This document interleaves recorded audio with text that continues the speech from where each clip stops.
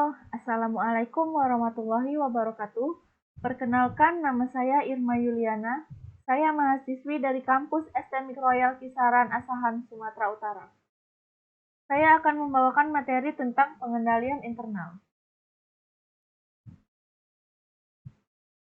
Pengertian pengendalian internal.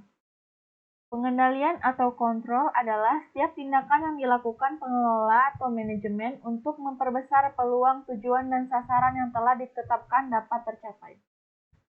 Pengendalian internal menurut Holmgren dan kawan-kawan adalah rencana organisasional dan semua tindakan yang dirancang untuk mengamankan aktiva, mendorong karyawan untuk mengikuti kebijakan perusahaan, meningkatkan efisiensi operasi, memastikan catatan akuntansi yang akurat dan dapat diandalkan. Tujuan pengendalian internal adalah, yang pertama, reliabilitas dan integritas informasi, yang kedua, pengamanan aset, yang ketiga, kepatuhan terhadap kebijakan, rencana hukum, dan regulasi. 4. Efektivitas dan efisiensi operasi. Jenis-jenis pengendalian yang pertama ada preventive control atau pencegahan sebelum terjadi penyimpangan. Contoh berupa pembatasan tindakan pengguna, permintaan kata sandi, dan otorisasi terpisah. Yang kedua ada detective control, mendeteksi penyimpangan setelah terjadi. Contoh, laporan analisa log, pemantauan status parameter yang tidak sesuai dengan standar. Yang ketiga, ada corrective control, memastikan koreksi terhadap masalah yang ditemukan oleh detective control pada umumnya membutuhkan campur tangan manusia.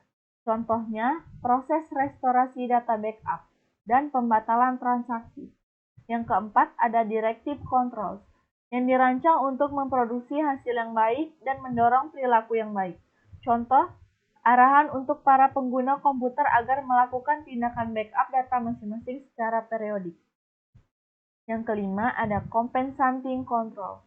Dapat ditemui pada kasus di mana kelemahan pada suatu pengendalian ditutup oleh pengendalian lain. Selanjutnya, ada elemen pengendalian internal. Yang pertama, ada akuntabilitas.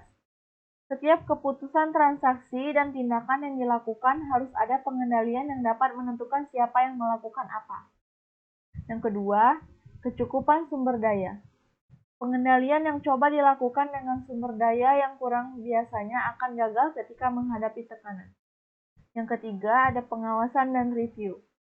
Pada banyak kasus, manusia tidak melakukan apa yang seharusnya, tetapi hanya melakukan apa yang diawasi, sehingga sistem pengawasan diperlukan dan perlu dilakukan evaluasi secara periodik. Selanjutnya, ada pengendalian pada aplikasi komputer. Pengendalian pada aplikasi komputer memiliki tujuan yang pertama, integritas aplikasi dan prosesnya atau integrity of program and processing.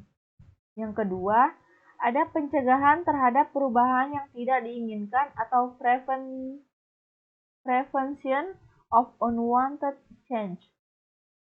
Yang ketiga, ada memastikan pengendalian perancangan dan penghambat dan pengembangan memadai atau ensuring adequate design and development control. Yang keempat, ada memastikan pengujian memadai atau ensuring adequate testing. Yang kelima, ada mengendalikan pemindahan aplikasi atau controlled program transfer.